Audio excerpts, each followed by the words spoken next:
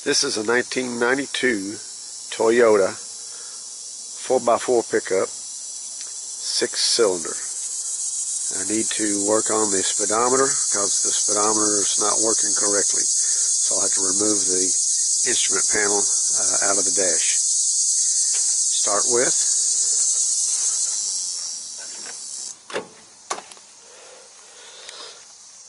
all you need is a screwdriver and a 10mm wrench.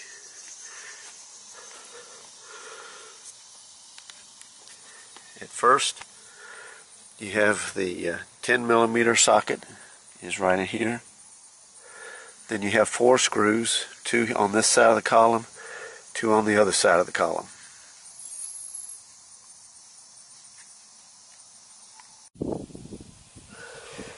After removing the screws and the bolt, then this will come on down, and right there is the hood release cable.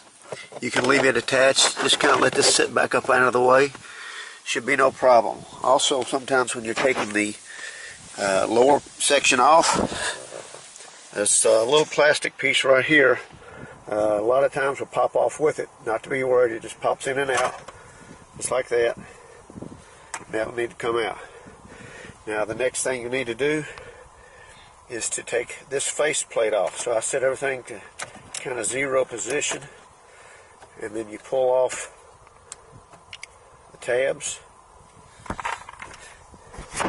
Now the next thing after that is you're going to have a small thin bladed knife that you can use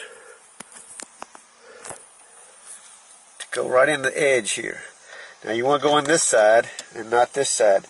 This side over here has got a little indentation that it'll fit in, so you need to start on this side and kind of pop this out. Careful, it's old plastic, but it'll come on out.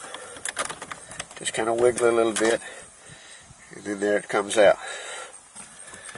Now you need this out because there's a screw right here, as well as 2 screws up under here above your instrument panel that need to come out. Now before you do that, you want to lower your steering column as low as it will go. You can either take off this plastic shroud. There's about 7 bolts. There's 3 kind of to the center and then 1 in each corner. That will kind of help you with the removal of the instrument panel, but it's not necessary. It'll just take a little more work. If you take the shroud off, you'll probably need to take off this brace, which is held on by 3 10mm bolts. Now that I've got my 3 screws out, I pull the cup holder out just a little bit so I can get my hand here, and I pull on it, and on this side, and also I pull on this bottom side over here. As you can see, it starts popping out. So it just all pops out. Now here's your dimmer switch for your instrument panel. There's a plug behind there. You'll need to disconnect it. And then for your flashers, there'll be a plug behind it. When you pull it on out, you have to disconnect. And at that point, then this whole plastic shroud should come off. Now the dash part will stay. Okay, now that you've got the plastic shroud off, all that's left is you've got 4 screws. 1, 2 down here, 2 on this side over here, 3, 4. So you remove those, and then you'll pull the instrument panel straight out to you. And along the top and the back here are a row of plugs. As you pull it out, you'll see them, and then you'll just disconnect each one of those plugs. They're kind of keyed and different sizes, so you should be able to take them out and put them back in the same order.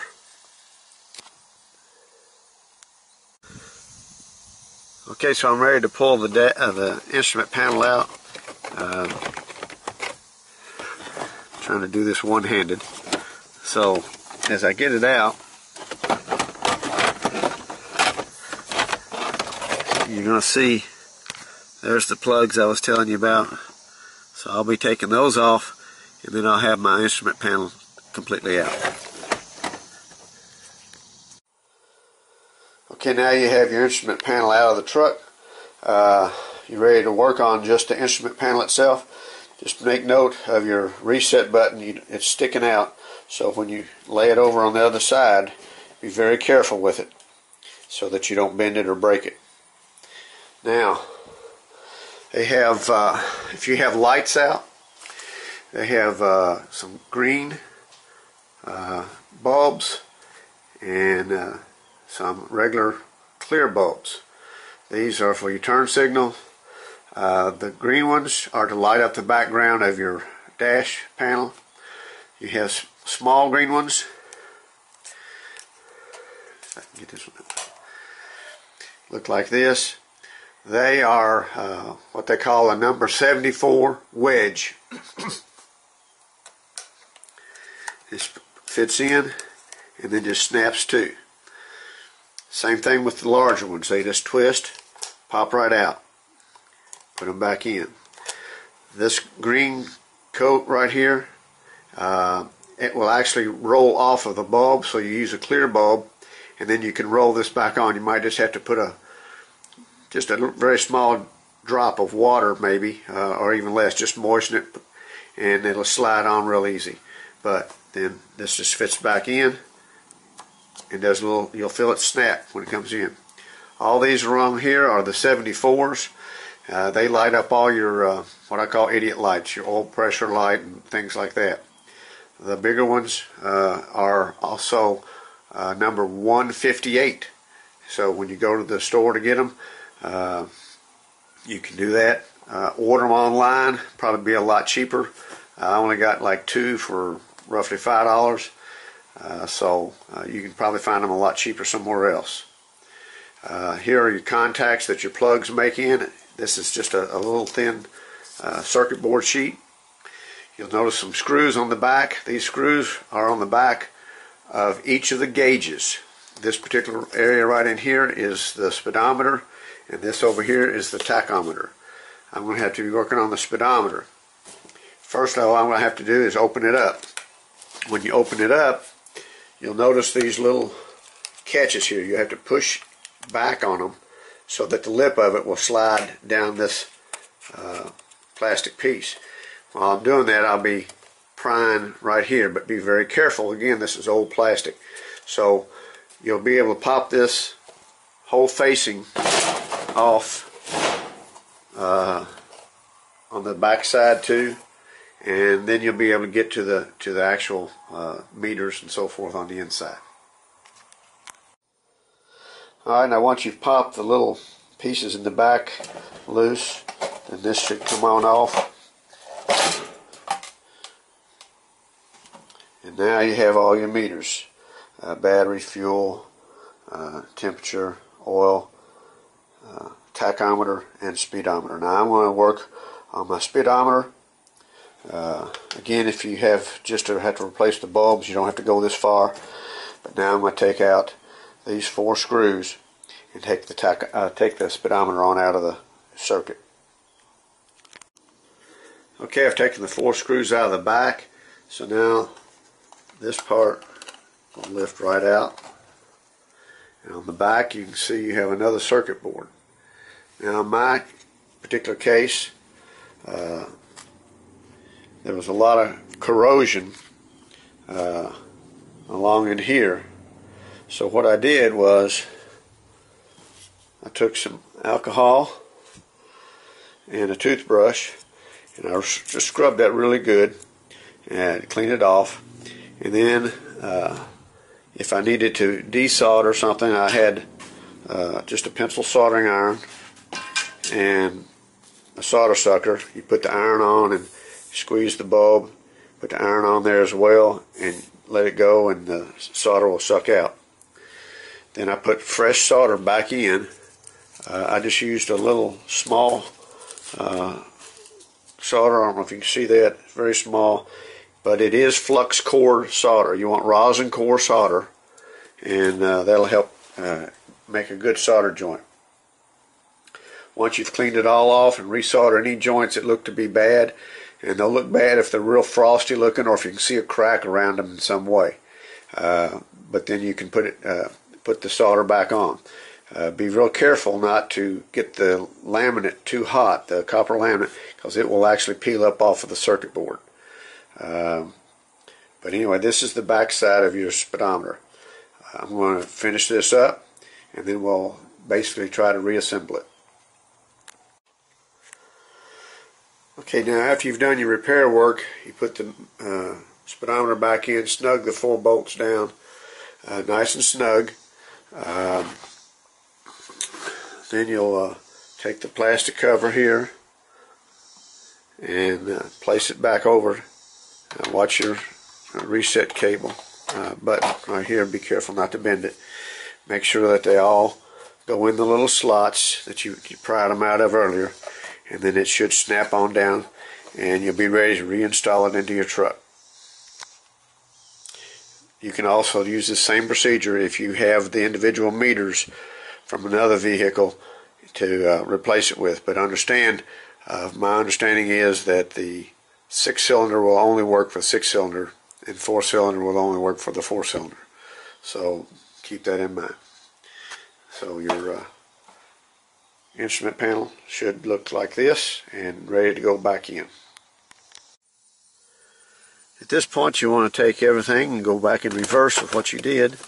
Right now you'll want to take and plug the 4 plugs into the 4 slots, and you see how they're going to line right back up, so that you can get everything snug in. Make sure they kind of snap in so you've got a good connection.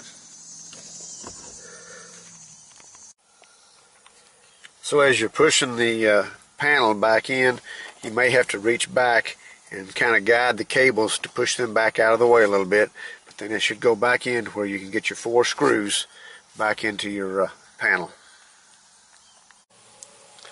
So now you're ready to put the plastic shroud back on, and one of the things you want to do is kind of make sure you get it behind the tilt lever here, kind of get it in position. Once you do that, then you want to get the plugs reconnected on the different plugs. So now I'll connect up the plugs, here the dimmer switch, and then I'll reach behind here and get the one on the hazard switch. Once you've got your switches back into place, then you just end up pushing the plastic back into spot. It'll snap in all the way across. Now you come back, put your 3 screws in. Don't forget the one down here, and then you have 2 that's up under here. Once you got those screws back in place, now it's time to take the lower plastic section and put it back up under there and screw it into place, and put your 10mm bolt back in over here on this side. Okay, now once you've got your bottom plastic back in, now you can come back and snap on your plastic here. It snaps into place. And now, as I mentioned before, you can see the little tab right there on the end. That goes over here. It goes in a little slot. Then you can put this right back on, and it'll snap in, as you hear. The AC button, which will actually just pull out of there, now you just push it back in and lock it in place, and put your knobs back on. They just push on like so.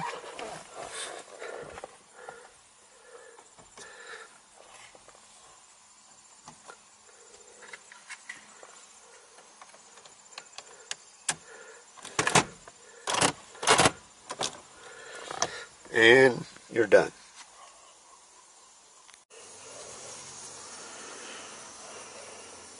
So that took just about an hour to complete, a little over an hour, maybe an hour and a half. So it's not as hard as it looks, as long as you know all the snap points and where the bolts and things are. So good luck, and I hope this works for you.